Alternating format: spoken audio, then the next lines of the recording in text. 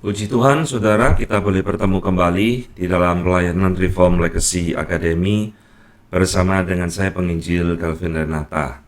Saudara, beberapa minggu yang lalu di dalam momen Pentakosta, seorang rekan sahabat awam bertanya kepada saya, "Pak, mungkinkah peristiwa Pentakosta ini terulang kembali atau bahkan harus terulang kembali di dalam hidup anak-anak Tuhan?" Nah, saudara, orang ini bertanya karena melihat satu fenomena terjadi di dalam banyak gereja Pentakostal dan karismatik yang sangat menekankan bahwa di dalam hidup orang percaya, apa yang terjadi di dalam diri para rasul di hari Pentakosta itu harus terulang kembali, terjadi juga pada diri orang percaya gereja Tuhan sepanjang zaman.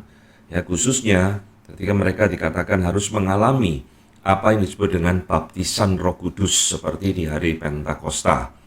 Nah, untuk itulah saudara, di dalam kesempatan ini saya mengajak saudara untuk belajar kembali mengenal apa sih Pentakosta itu dan apa yang terjadi di dalamnya. Ya, jadi kita akan mengambil satu tema, Second Pentecost, the Baptism of Holy Spirit. Saudara-saudara yang dikasih Tuhan, kita akan memulai dengan satu janji kedatangan Roh Kudus yang dikatakan atau yang dijanjikan oleh Tuhan Yesus sendiri. Nah, ayat itu sangat terkenal sekali di dalam Yohanes 14 ayat 26 ya. Tetapi penghibur, yaitu Roh Kudus yang akan diutus oleh Bapa dalam namaku, dialah yang akan mengajarkan segala sesuatu kepadamu, akan mengingatkan kamu akan semua yang telah kukatakan kepadamu. Ya, di dalam Injil Yohanes ada beberapa bagian firman Tuhan yang menyinggung tentang janji kedatangan Roh Kudus. Nah, ayat-ayat ini oleh para teolog biasa disebut dengan the promise of the Spirit, ya, janji tentang Roh Kudus. Namun kalau saudara lihat di dalam Alkitab, ternyata bukan hanya Tuhan Yesus sebenarnya ya yang berbicara tentang janji kedatangan Roh Kudus, tetapi kalau kita lihat Yohanes Pembaptis juga berulang kali menyatakan hal ini, saudara. Misal di dalam Matius 3 ayat 11, "Aku membaptis kamu dengan air sebagai tanda pertobatan, tetapi Ia yang akan datang kemudian daripadaku lebih berkuasa daripadaku, dan aku tidak layak melepaskan kasutnya. Ia akan membaptiskan kamu dengan Roh Kudus dan dengan api." Nah, ini diulang lagi di dalam 4 Injil kita ya. Markus 1 ayat 8, "Aku membaptis kamu dengan air, tetapi Ia akan membaptis kamu dengan Roh Kudus." Lukas 3:16, Yohanes menjawab dan berkata kepada semua orang itu, "Aku membaptis kamu dengan air, tetapi Ia yang lebih berkuasa daripadaku akan datang dan membuka tali kasutnya pun aku tidak layak. Ia akan membaptis kamu dengan Roh Kudus dan dengan api." Ya.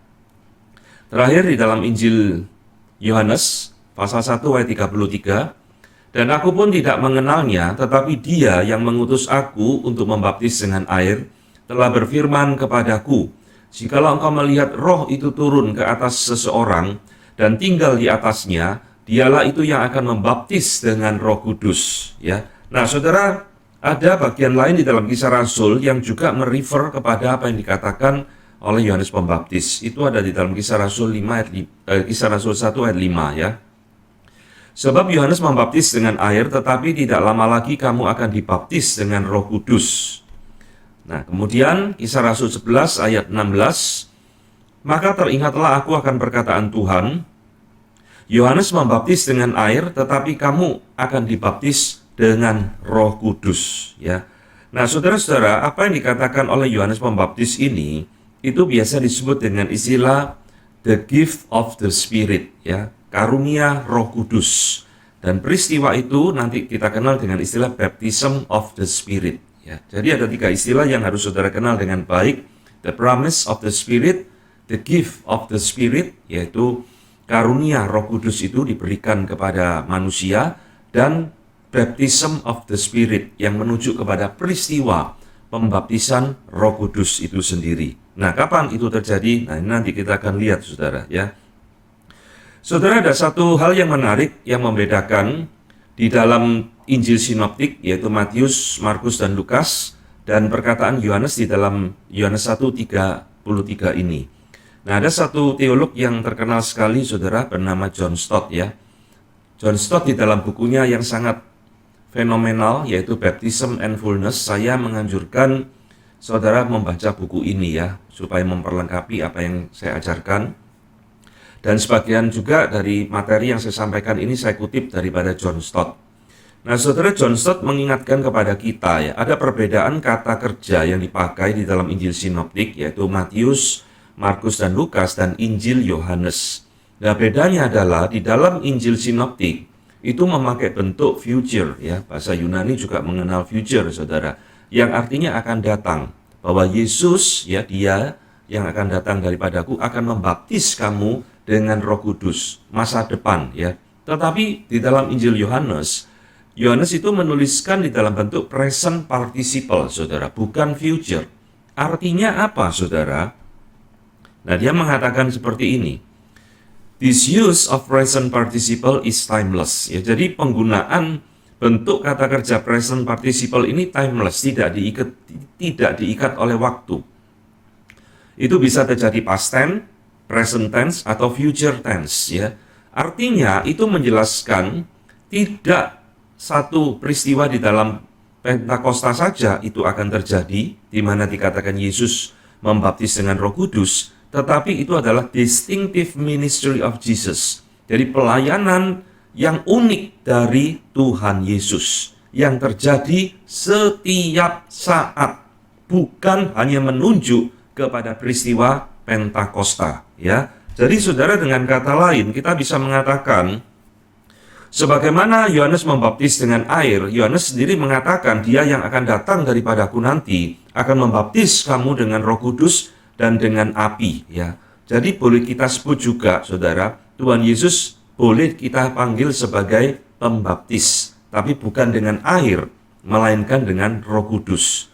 Karena ini yang dikatakan oleh John Stott berdasarkan eksegesis dari Yohanes 1 ayat 33, bahwa itu memakai bentuk present participle yang menunjuk kepada pelayanan Tuhan Yesus selama-lamanya. Nah, saudara sekalian, sekarang kita masuk di dalam problem dari materi hari ini ya. Problem teologis yang dimunculkan oleh peristiwa Pentakosta ini. Kita akan melihat, saudara, dua pandangan bagaimana dua arus teologi ini memahami dan mentafsirkan peristiwa Pentakosta. Pertanyaannya, saudara, apakah the promise of the Spirit yang Tuhan Yesus tadi katakan itu, the gift of the Spirit, karunia Roh Kudus, dan baptism of the Spirit ini menunjuk kepada peristiwa yang sama atau satu konsep yang sama, ataukah ketiganya ini menunjuk kepada tiga peristiwa, tiga konsep yang berbeda-beda? Nah, disinilah muncul perbedaan pandangan.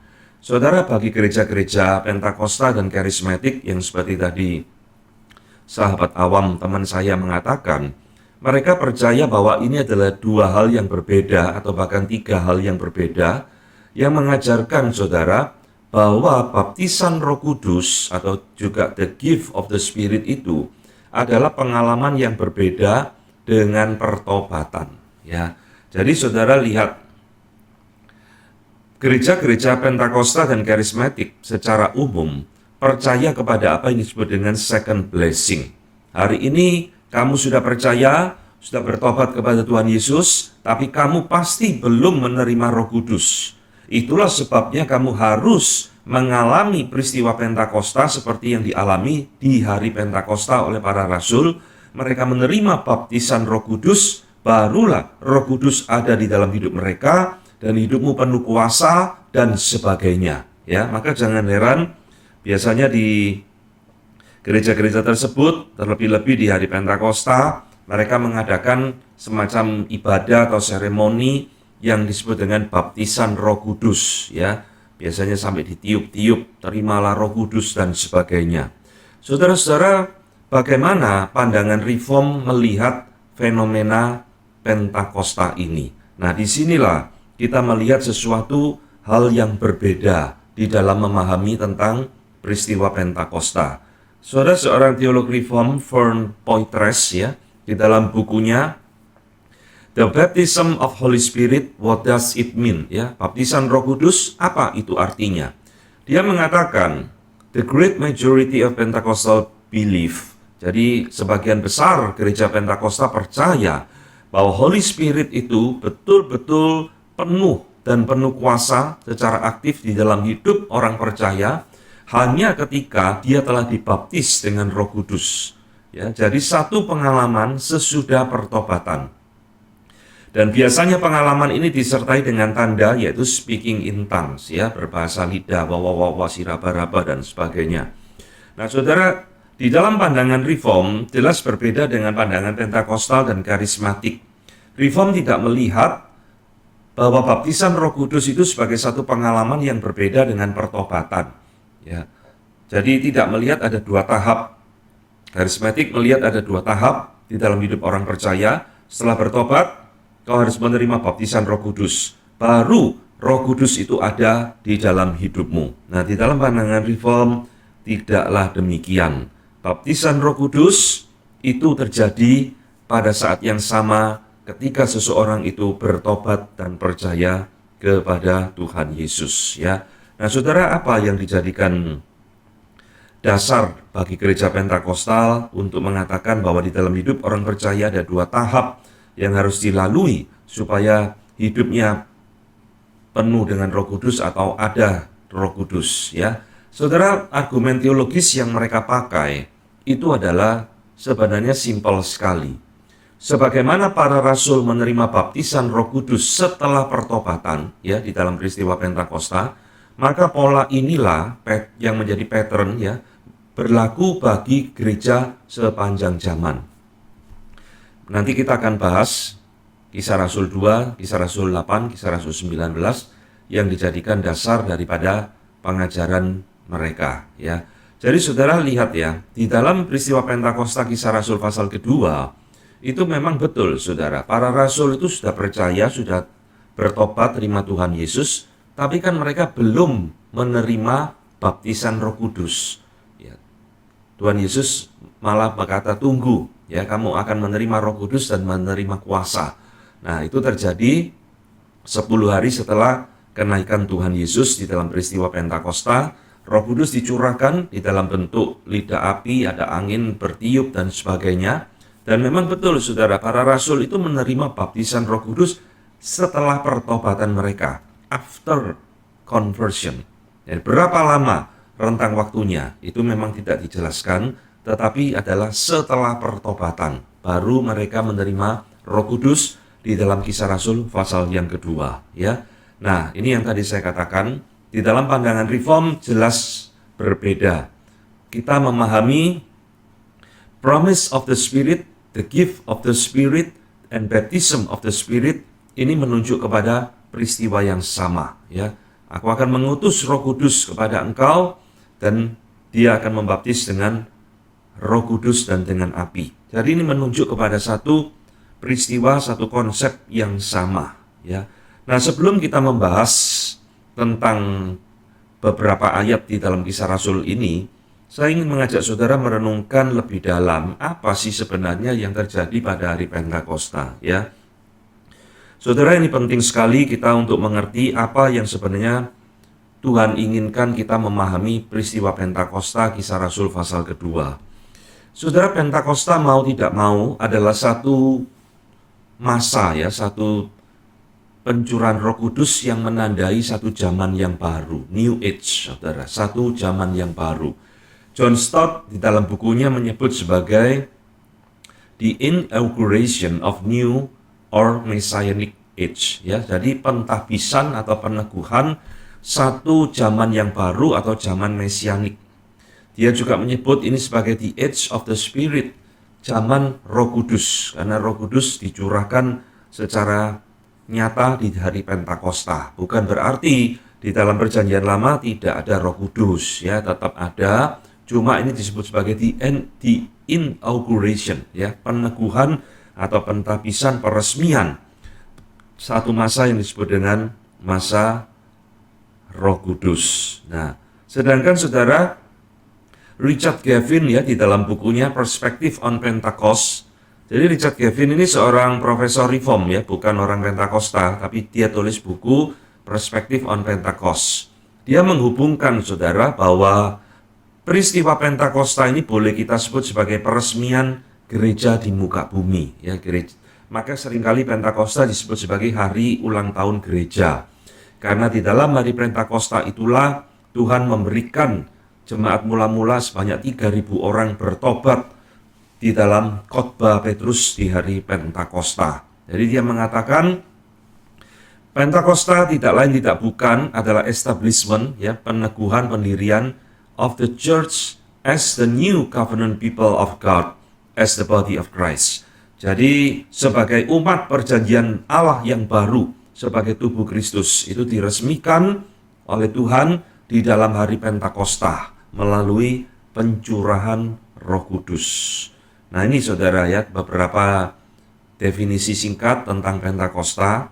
Tapi kalau kita lihat secara lebih dalam, saudara harus tahu peristiwa Pentakosta bukan sekedar peresmian, ya, gereja atau peresmian memasuki satu zaman yang baru. Kita boleh melihat di dalam Alkitab, Pentakosta itu sebenarnya juga menggenapi 3 nubuatan sekaligus. Apa itu? Ya, tadi yang sudah saya singgung di depan, saudara. Pentakosta adalah penggenapan perkataan Tuhan Yesus di dalam Yohanes 14 ayat 26 tadi. Ya, Bapakku akan mengutus Roh Kudus, Roh Penghibur dalam namaku. Kapan ini digenapi, saudara? Kapan ini terjadi? Ya, hari Pentakosta, ya. Penggenapan perkataan Yohanes Pembaptis, ya, dia yang akan datang daripadaku, membuka kasutnya pun aku tidak layak, dia yang akan membaptis kamu dengan Roh Kudus dan dengan api, ya, termasuk di dalam Injil Sinoptik.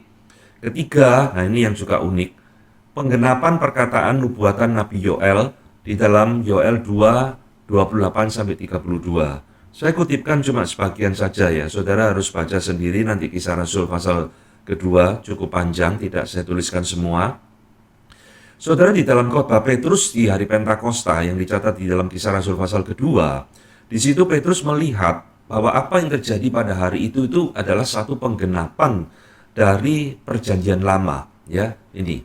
Tetapi itulah difirmankan Allah dengan perantaraan Nabi Yoel. Jadi Petrus mengutip Nabi Yoel ayat 17, akan terjadi pada hari-hari terakhir, demikianlah firman Allah, bahwa aku akan mencurahkan rohku ke atas semua manusia. Maka anak-anakmu laki-laki dan perempuan akan bernubuat, dan teruna-terunamu akan mendapatkan penglihatan-penglihatan, dan orang-orangmu yang tua akan mendapat mimpi. Nah, saudara teruskan ini sampai di ayat 21, nanti saudara bandingkan dengan Yoel yang tadi saya berikan, ya. Memang tidak kutipan secara literal 100%, tetapi di situ Petrus jelas mengatakan ini adalah penggenapan apa yang dinubuatkan Nabi Yoel, ya. Jadi saudara lihat, Pentakosta itu adalah satu peristiwa yang menandai suatu masa, saudara, satu zaman di mana Roh Kudus itu dicurahkan bagi gerejanya, bagi orang percaya, bukan hanya para rasul, ya. Ini yang pertama harus saudara tahu, bukan hanya para rasul, tapi juga kepada semua orang percaya sejak hari Pentakosta. Dan melalui peristiwa Pentakosta ini, Injil akan diberitakan kepada semua bangsa. Jadi kalau nanti saudara lihat Kisah Rasul 8, Kisah Rasul 19, Kisah Rasul 10, itu adalah pemberitaan Injil kepada bangsa-bangsa di luar Yahudi, ya. Sekarang saya mau memberikan satu kutipan lagi dari Vern Poythress di dalam buku yang sama. Poythress mengatakan peristiwa Pentakosta, apa yang terjadi di hari Pentakosta, tidak secara khusus hanya berlaku bagi para murid yang ada di ruang atas, ya. Tetapi itu adalah satu peristiwa inauguration of New Age. Ini yang juga tadi John Stott katakan, brought about the giving of the Holy Spirit once and for all to the church, yaitu diberikan atau pencurah Roh Kudus sekali untuk selamanya bagi gereja Tuhan. Jadi bukan hanya para rasul, tetapi juga bagi semua orang percaya. Dan peristiwa ini, kata Vern Poythress, once for all, tidak bisa terulang untuk kedua kalinya. Nah, ini yang juga Petrus katakan, saudara, di dalam Kisah Rasul 2 ayat 39. Sebab bagi kamulah janji itu dan bagi anak-anakmu. Nah, ini berarti menunjuk kepada orang Yahudi, ya. Dan bagi orang yang masih jauh, yaitu sebanyak yang akan dipanggil oleh Tuhan Allah kita. Saudara, siapa yang dimaksud oleh Petrus dengan bagi orang yang masih jauh? Nah, ini tidak lain adalah orang-orang non-Yahudi, ya, termasuk Anda dan saya. Itu bukan orang Yahudi. Kita menerima janji Roh Kudus, kita menerima the gift of the Spirit, dan kita juga mengalami baptism of the Spirit. Orang-orang yang masih jauh. Jadi Tuhan melalui peristiwa Pentakosta ini memberikan visi kepada Petrus bahwa nanti melalui peristiwa Pentakosta setelah Roh Kudus dicurahkan kepada para rasul, Injil akan juga diberitakan kepada semua orang-orang yang masih jauh, dan mereka pun akan mengalami peristiwa yang sama, ya, baptisan Roh Kudus. Nah, saudara sekalian, ini adalah penjelasan singkat tentang apa yang terjadi pada hari Pentakosta.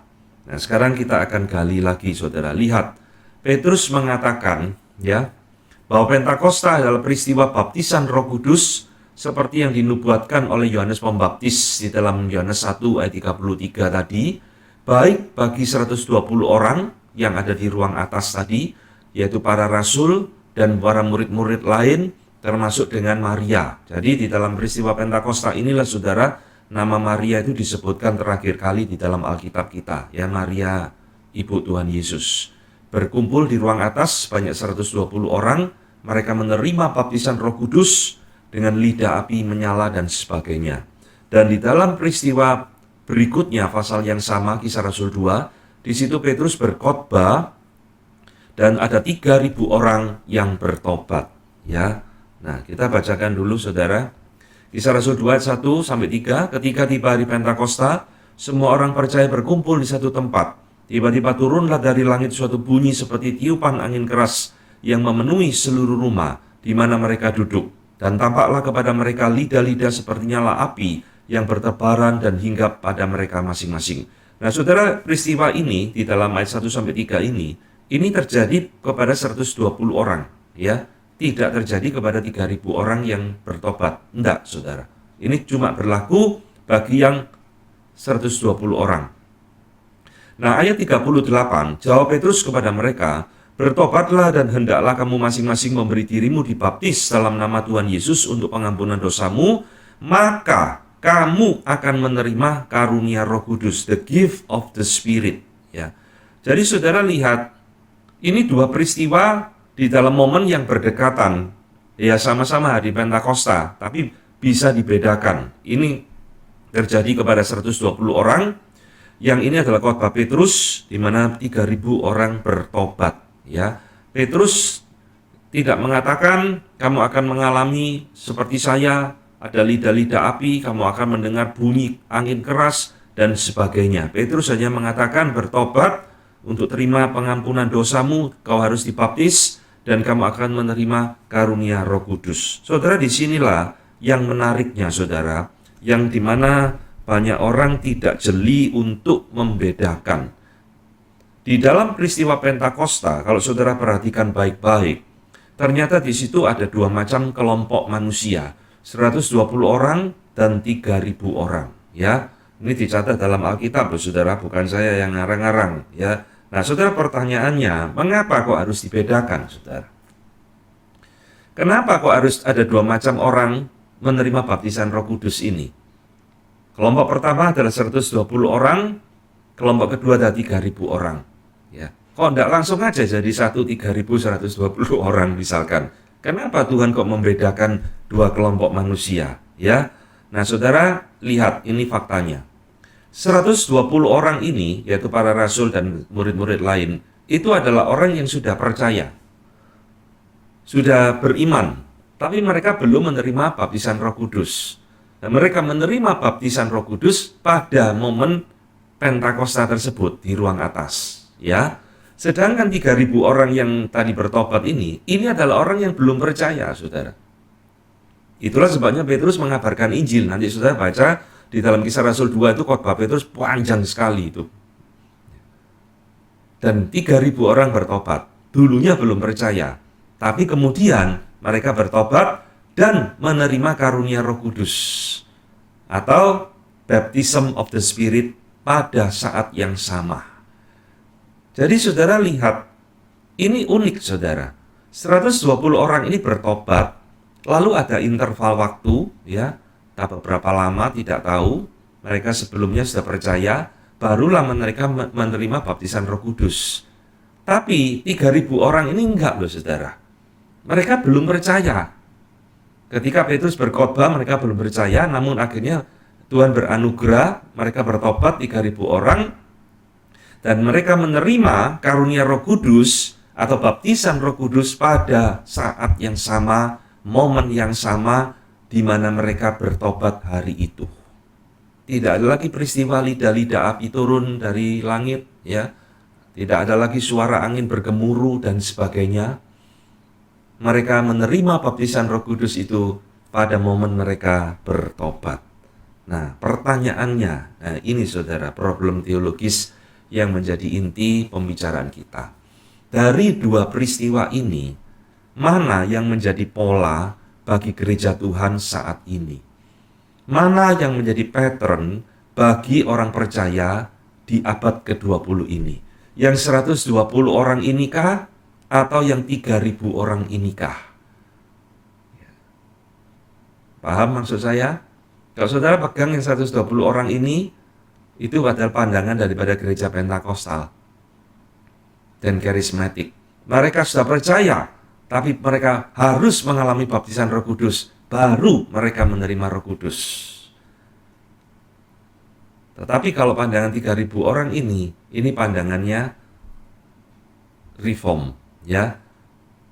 Baptisan Roh Kudus diterima pada momen orang itu bertobat, percaya. Saudara, ini yang dikatakan oleh John Stott. Ya, saya kutip kembali. Johnson mengatakan kalimat yang penting, saudara. This distinction, ya, perbedaan antara dua kelompok orang ini, yang 120 dan 3.000 orang ini, is of great importance, sangat-sangat penting. Ini kejeliannya John Stott. Ya, ini buku yang sangat penting sekali. Saya sekali lagi anjurkan saudara baca. Ya, Tuhan membedakan dua macam kelompok manusia ini sangat penting sekali. Mengapa? Dia katakan sebab the norma bagi orang Kristen saat ini haruslah yang kelompok kedua, yaitu 3.000 orang ini.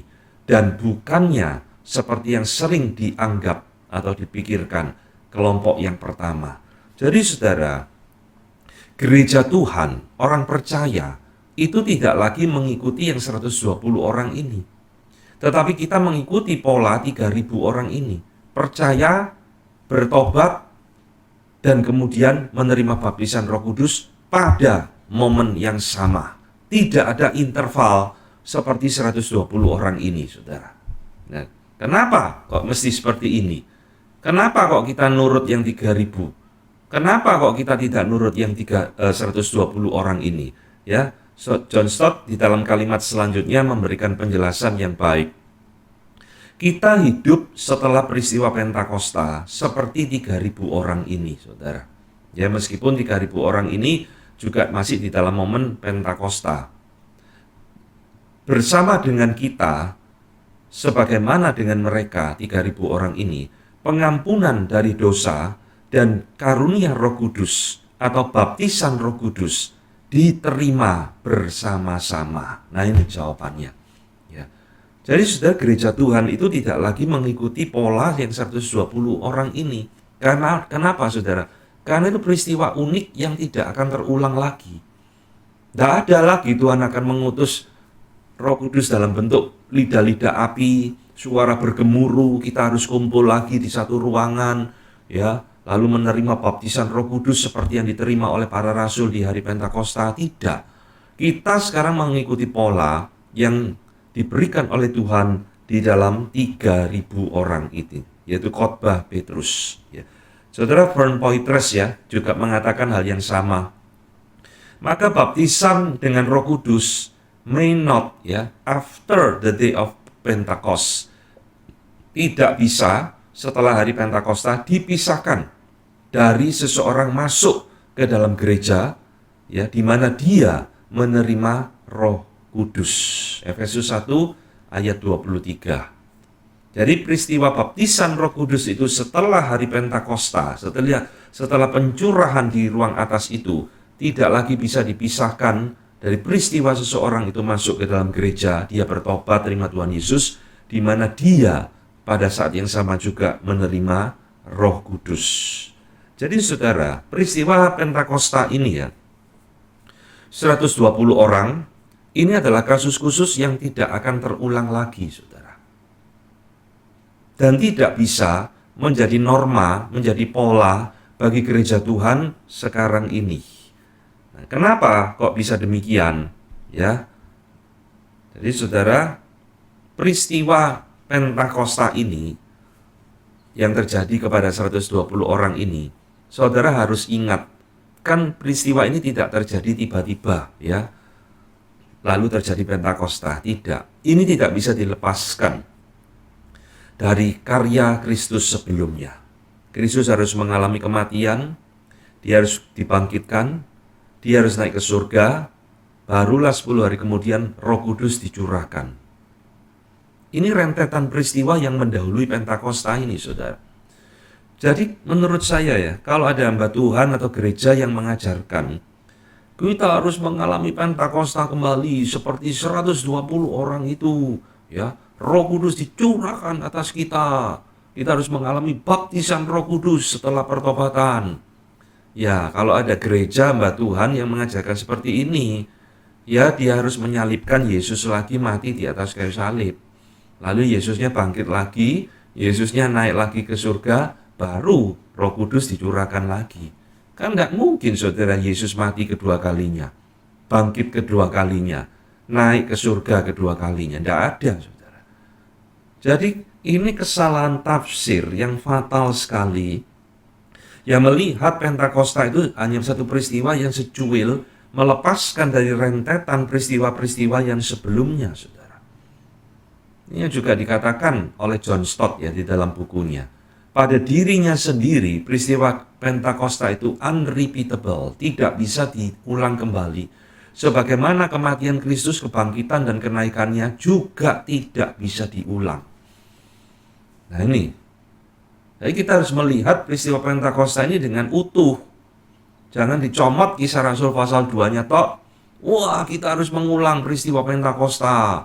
Baptisan Roh Kudus harus terjadi dalam hidup kita seperti 120 orang ini. Dan sebagainya. Tidak ya, saudara. Saudara Profesor Richard Gavin juga mengatakan hal yang sama ya. Bahwa baptisan dengan Roh Kudus pada hari Pentakosta itu unik. Satu peristiwa yang unik, yang terjadi di dalam sejarah keselamatan manusia.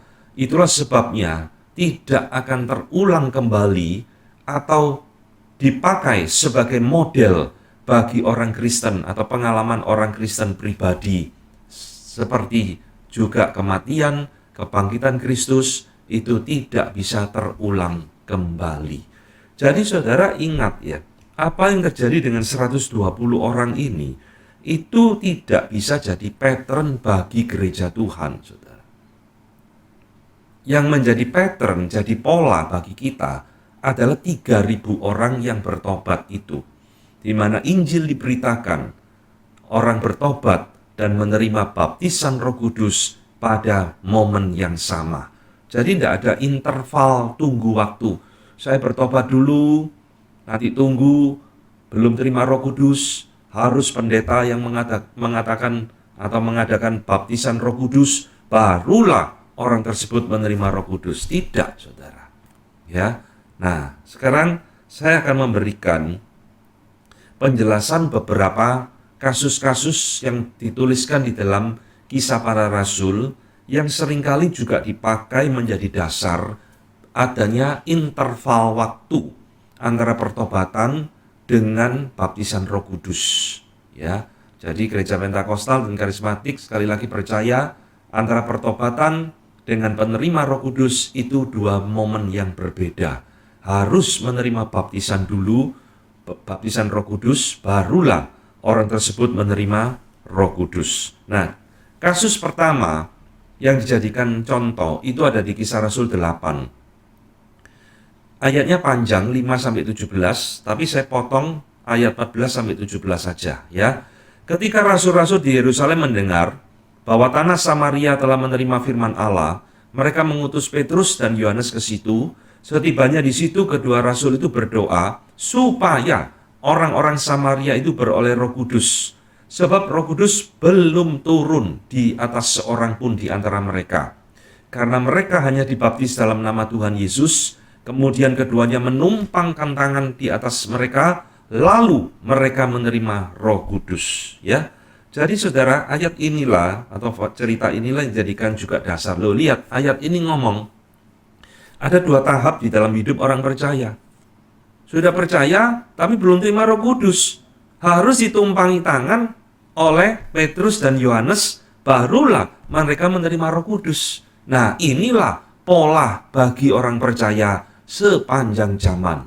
Saudara-saudara, bagaimana kita menjelaskan kasus ini? Ya, pertanyaan pertama, saudara, apakah betul mereka sudah percaya orang-orang di Samaria ini? Ya, nah, semua pentafsir setuju bahwa orang-orang di Samaria ini sudah percaya, tapi belum terima Roh Kudus. Betul, saudara. Ya, itulah sebabnya Petrus dan Yohanes diutus ke situ. Tapi tafsiran penjelasan dari orang-orang karismatik yang mentafsirkan bagian ini tidaklah utuh. Mereka hanya melihat fenomena di depan, ada dua tahap, ada interval di antara kedua peristiwa ini, maka inilah yang jadi pola bagi gereja sepanjang zaman. Saudara, ternyata kasus Samaria ini juga tidak bisa jadi pola bagi orang percaya di abad ke-20 ini. Nah, mengapa saudara? Perhatikan ya, ada dua alasan penting. Kasus Samaria adalah kasus khusus yang tidak bisa terulang dan juga tidak bisa jadi pola bagi gereja Tuhan. Jadi ini tidak bisa jadi norma, mesti seperti ini, tidak bisa.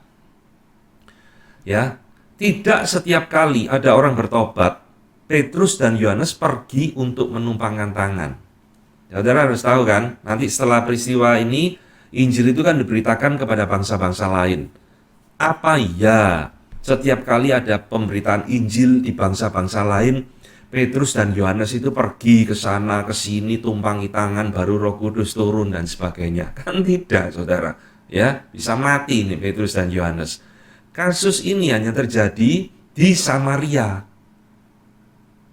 Pertanyaannya, why? Kenapa kok Petrus dan Yohanes harus pergi ke Samaria untuk menumpangkan tangan, baru Roh Kudus turun ke atas orang-orang di Samaria ini?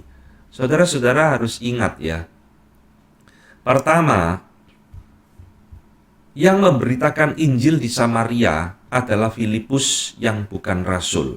Ya, ini nanti saudara lihat, baca secara utuh, ceritanya panjang. Itulah sebabnya saudara, Petrus dan Yohanes ini diutus untuk mengkonfirmasi hal ini. Hal apa? Bahwa Injil itu sudah diberitakan kepada bangsa-bangsa non-Yahudi. Dengan cara mereka menumpangkan tangan. Biar Petrus dan Yohanes sendiri melihat dengan mata kepala mereka sendiri bahwa Injil sekarang sudah diberitakan kepada bangsa Samaria. Nah, ini yang kedua penting juga saudara harus tahu. Lah kenapa kok Petrus dan Yohanes harus diutus ke Samaria? Karena Samaria ini bangsa yang dianggap kafir oleh orang Yahudi, saudara. Ya, saudara tahu cerita Perjanjian Lama, bangsa Samaria ini kawin campur dengan bangsa asing. Sehingga oleh orang Yahudi yang masih murni, mereka ini dianggap orang second class, kaum buangan, dan mereka tidak mau ngomong, saudara. Ya, nanti saudara lihat Yohanes 4 ayat 9. Di situ dikatakan Tuhan Yesus bercakap-cakap dengan perempuan Samaria. Lalu ada satu catatan di situ, sebab orang Yahudi tidak berbicara dengan orang Samaria. Ya, karena orang Samaria ini dikucilkan oleh orang Yahudi, sudah dianggap kafir, saudara. Dan sekarang mereka menerima Injil. Bagaimana mungkin ini? Siapa yang akan percaya? Nah, itulah sebabnya Petrus dan Yohanes diutus pergi ke Samaria untuk memastikan, untuk melihat sendiri dengan menumpangkan tangan, baru Roh Kudus turun ke atas Samaria. Petrus dan Yohanes betul-betul diyakinkan. Sekarang Injil sudah diberitakan kepada bangsa-bangsa non-Yahudi. Nah ini saudara, inilah dua alasan ya, kenapa di dalam kasus Samaria ini Petrus dan Yohanes harus pergi untuk menumpangkan tangan di sana. Dan ini tidak terulang. Tidak setiap kali ada penginjilan di bangsa kafir lalu Petrus dan Yohanes pergi tumpang tangan, ya, atau rasul lain tumpang tangan. Tidak, saudara. John Stott memberikan kesimpulan yang bagus seperti ini. Karena peristiwa Samaria ini adalah dengan jelas peristiwa yang abnormal, ya, tidak lazim, maka itu sulit untuk dilihat bagaimana gereja-gereja Pentakosta dan gereja-gereja karismatik memakai peristiwa ini sebagai norma bagi pengalaman-pengalaman orang Kristen pada hari ini, yaitu bahwa Roh Kudus harus diberikan sesudah pertobatan. Ya, ini sekali lagi tidak bisa menjadi norma, saudara, karena tidak ada lagi catatan Petrus dan Yohanes pergi ke sana ke sini tumpang tangan terus. Tidak, ini ada satu peristiwa khusus terjadi sekali dan tidak terulang juga seperti Pentakosta 120 orang tadi. Karena Injil diberitakan kepada bangsa non-Yahudi pertama kalinya, ya. Nah, di dalam buku Charismatic Chaos, John MacArthur juga melengkapi apa yang dikatakan oleh John Stott, ya. Kenapa sih kok dua orang ini, rasul ini harus pergi diutus ke Samaria? Sebab itu berkaitan dengan crucial transition, ya, masa peralihan yang penting yang terjadi di awal gereja, early church. Ada satu gap yang bisa kita lihat bahwa Allah telah melakukan new thing in the church, ya, hal-hal yang baru di dalam gerejanya, yaitu Injil sekarang diberitakan kepada bangsa non-Yahudi. Itu harus dibuktikan kepada para rasul dan kepada orang Yahudi yang lain yang menjadi saksinya bahwa orang-orang Samaria sekarang diterima oleh Allah di dalam gerejanya sebagaimana orang Yahudi. Nah ini loh saudara, ini jawabannya.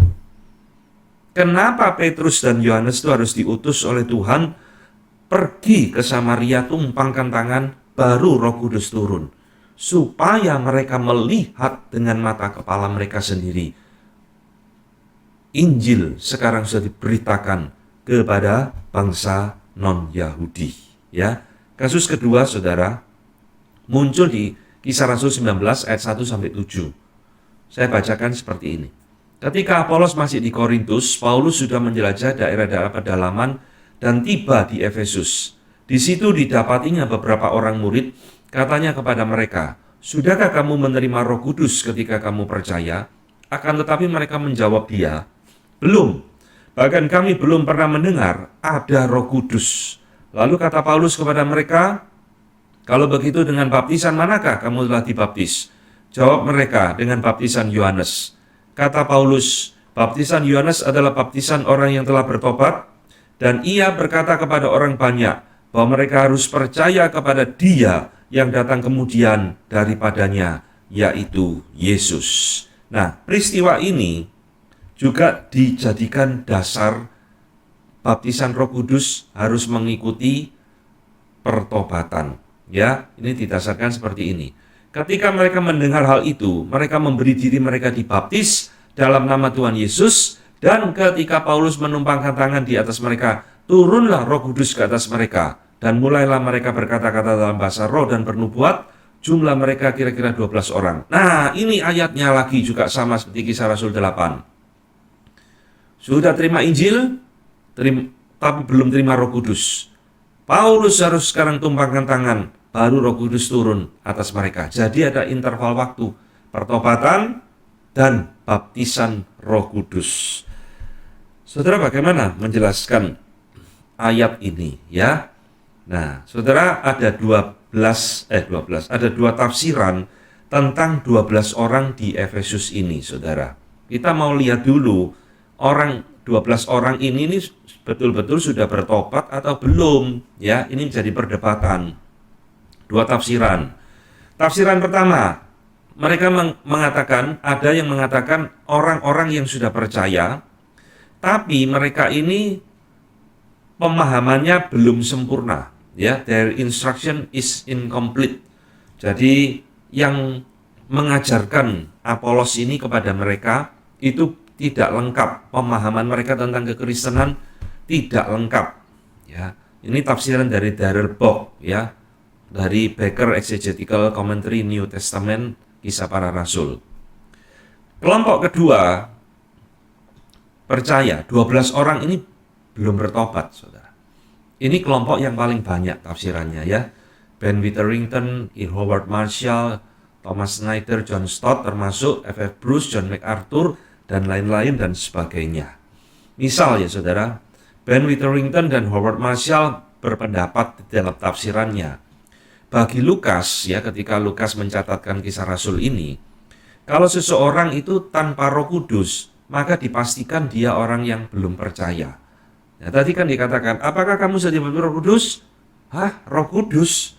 Roh Kudus itu apa? Kami belum pernah tahu ada Roh Kudus. Nah, ya, itulah sebabnya tadi kita baca Paulus menginjili ulang 12 orang ini, saudara. Memberitakan lagi kepada mereka tentang Kristus dan menantang mereka kembali untuk dibaptis, ya. Nah, John MacArthur juga mengatakan kalimat yang sama. The disciples at Ephesus were not Christian, ya. Para murid 12 orang ini di Efesus bukanlah orang Kristen yang sungguh-sungguh percaya. Mereka adalah orang percaya di dalam pengertian perjanjian lama, ya. Pemahaman mereka tentang hal-hal rohani itu berhenti hanya sampai kepada Yohanes Pembaptis. Dan mereka tidak familiar, tidak mengenal pelayanan Tuhan Yesus. Maka Paulus menginjili mereka dan membaptis mereka, dan menumpangi tangan mereka, Roh Kudus turun ke atas mereka. Saudara, dari dua macam tafsiran ini, ya, saya lebih setuju memang tafsiran kedua. Karena menurut saya 12 orang ini juga bukan orang yang sudah percaya di dalam Tuhan, ya. Mereka hanya dibaptis menurut baptisan Yohanes dan mereka sama sekali tidak mengenal ada Roh Kudus. Nah, ini yang tadi saya katakan, Paulus menjadi ragu-ragu atas iman mereka sehingga Paulus menginjili ulang mereka. F.F. Bruce juga mengatakan sama di dalam tafsiran New International Commentary, ya. Jika demikian, mereka tidak mengenal bahwa Yesus yang mereka percayai adalah orang yang akan melakukan baptisan Roh Kudus, atau baptisan ini telah diteguhkan, maka certainly they had never received the Holy Spirit, ya. Maka pastilah mereka belum menerima Roh Kudus karena mereka nggak mengenal Tuhan Yesus dengan sungguh-sungguh. Jadi saudara, kesimpulannya apa? Sama seperti Kisah Rasul 8 tadi. Ini juga tidak bisa dijadikan pola atau pattern bagi gereja masa kini, bahwa baptisan Roh Kudus harus dilakukan setelah pertobatan seseorang. Lalu itu belum bertobat kok. Ya, 12 orang itu belum bertobat. Ya, mereka bertobat setelah mendengar berita dari Paulus, dan pada saat itu juga mereka menerima baptisan Roh Kudus dalam hidup mereka. Jadi saudara, yang benar adalah 3.000 orang di dalam peristiwa Pentakosta inilah yang menjadi pola bagi gereja sepanjang zaman, yaitu Roh Kudus atau baptisan Roh Kudus itu terjadi pada saat orang tersebut percaya atau bertobat, ya. Ini yang dikatakan oleh Paulus di dalam Efesus 1 ayat 13, di dalam Dia kamu juga karena kamu telah mendengar firman kebenaran, yaitu Injil keselamatanmu, di dalam Dia kamu juga ketika kamu percaya dimateraikan Roh Kudus yang dijanjikannya itu. Ini sudah, ya. Jadi baptisan Roh Kudus itu ada satu materai. Sekarang kita miliknya Kristus selama-lamanya. Kapan itu terjadi? ketika kamu percaya, kata Paulus. Jadi tidak usah tunggu interval waktu, berapa bulan, berapa tahun, harus ada ibadah, baptisan Roh Kudus, dan sebagainya. Sekarang saya ingin saudara melihat kasus ketiga di dalam peristiwa Cornelius di dalam Kisah Rasul pasal ke-10, saudara. Nah, ini cerita yang unik ya. Ini satu pasal semua, tapi saya kutipkan 2 ayat saja.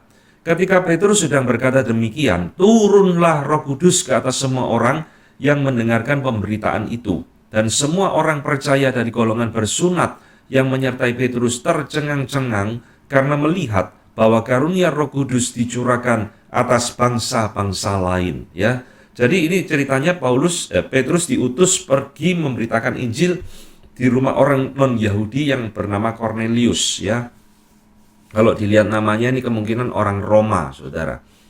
Nah, saudara lihat ada 3 hal yang membedakan peristiwa ini dengan 2 peristiwa sebelumnya. Pertama, tidak ada interval waktu antara percaya dan menerima Roh Kudus. Ketika Petrus sedang berkhotbah, orang-orang itu bertobat dan turunlah Roh Kudus ke atas semua orang di rumah Cornelius. Tidak ada interval waktu, ya. Tidak ada, perhatikan, yang kedua, tidak ada tumpang tangan dari Petrus. Petrus tidak perlu tumpang tangan, saudara. Roh Kudus itu langsung dicurahkan kepada keluarga Cornelius. Yang ketiga, ini juga penting, tidak ada rasul lain yang diutus datang untuk mengkonfirmasi peristiwa ini seperti di dalam peristiwa Kisah Rasul 8 Samaria. Kenapa, saudara? Nah, saudara harus jeli. Kenapa kok tidak ada para rasul yang diutus? Karena yang memberitakan Injil di rumah Cornelius ya sudah rasul. Tidak ada lagi otoritas yang lebih tinggi yang diperlukan jadi saksi untuk melihat Injil diberitakan kepada bangsa non-Yahudi. Tidak ada. Justru yang terjadi adalah ketika Petrus melihat ini, Petrus sendiri juga kaget dan diyakinkan. Di dalam Kisah Rasul 11, Petrus memberi kesaksian kepada gereja pusat di Yerusalem bahwa Injil sekarang telah diberitakan kepada bangsa-bangsa non-Yahudi. Ya, ini yang terjadi, saudara. Karena Petrus sendiri sudah melihat, tidak perlu ada saksi rasul-rasul lain. Nah, ya, jadi saudara lihat, ketiga peristiwa ini, ya, tidak dapat dijadikan pola bagi orang Kristen zaman sekarang. Sebab ini adalah peristiwa khusus yang menggenapkan perkataan Tuhan Yesus. Kamu akan menjadi saksiku di Yerusalem, di seluruh Yudea, Samaria, sampai ke ujung bumi. Ya, di Yerusalem, khotbahnya Petrus di hari Pentakosta. Di Yudea, penginjilan di tempat-tempat lain, peristiwa di Samaria, dan sampai ke ujung bumi, ini adalah peristiwa di rumah Cornelius kepada bangsa-bangsa non-Yahudi. Jadi peristiwa-peristiwa yang dicatat di dalam Kisah Rasul ini, saudara, ini adalah kasus-kasus khusus yang tidak terulang lagi dan tidak bisa dijadikan pola bahwa baptisan Roh Kudus harus kita alami seperti mereka atau seperti 120 orang di hari Pentakosta. Tidak, saudara. Gereja Tuhan mengikuti pola 3.000 orang yang bertobat, percaya dan bertobat, menerima baptisan Roh Kudus, ya. Jadi kesimpulannya apa? Saya memberikan sedikit rangkuman dan kesimpulan. Saudara, pertama, Pentakosta yang terjadi pada 120 orang tidak bisa terulang lagi. Jadi tidak ada second Pentecost, third Pentecost, fourth Pentecost, tidak ada, saudara. Tidak mungkin itu bisa terulang lagi. Ya. Gereja atau hamba Tuhan yang mengajarkan Pentakosta harus terulang lagi saat ini bagi saya adalah penyimpangan teologi yang serius sekali, ya. Yang tidak memahami firman Tuhan, belajar firman Tuhan dengan baik-baik. Saudara, tidak semua peristiwa dalam Alkitab itu harus terulang di dalam zaman sekarang, saudara. Musa itu membelah laut Teberau. Apa ia harus terulang di dalam zaman sekarang? Ya, tidak harus, saudara. Termasuk peristiwa Pentakosta ini. Jadi yang kedua, Karena peristiwa Pentakosta yang terjadi dengan 120 orang ini tidak bisa terulang kembali, maka sekali lagi tidak bisa menjadi norma tentang baptisan Roh Kudus bagi gereja Tuhan saat ini. Jadi kita hidup berdasarkan apa? Kita hidup berdasarkan norma 3.000 orang yang bertobat, menerima baptisan Roh Kudus pada saat kita percaya. Jadi tidak perlu ada ibadah baptisan Roh Kudus, tidak perlu ada tumpang tangan oleh pendeta oleh Roh Kudus. Nah, ini yang saya ingatkan sekarang ketiga. Ingat ya, kenapa pendeta tidak boleh melakukan baptisan Roh Kudus? Karena Yohanes sudah ngomong berkali-kali, tadi di depan saya katakan, yang membaptis kita dengan Roh Kudus adalah Tuhan Yesus sendiri. Ia yang akan datang kemudian daripadaku, lebih berkuasa daripadaku. Ia yang akan membaptis kamu dengan Roh Kudus dan dengan api. Ini loh jelas, saudara. Jadi tidak ada manusia siapapun, pendeta bergelar apapun, ya, seterkenal sehebat apapun, yang berhak membaptis dengan Roh Kudus. John Stott tadi mengatakan, this is the distinctive ministry of Jesus Christ. Ini ada pelayanan yang unik, hanya miliknya Tuhan Yesus, bukan manusia.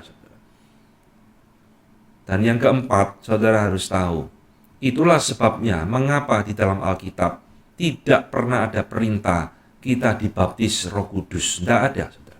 Silakan cari di dalam Alkitabmu. Kalau ada, tunjukkan kepada saya. Kamu harus dibaptis Roh Kudus supaya ada Roh Kudus. Tidak ada, saudara. Karena ini terjadi secara otomatis pada saat orang itu percaya atau bertobat. Dan yang membaptis adalah Tuhan Yesus sendiri. Yang ada di dalam Alkitab adalah perintah, hendaklah kamu penuh dengan Roh Kudus. Efesus 5 ayat 18. Jangan mabuk karena anggur, tapi hendaklah kamu penuh dengan Roh Kudus.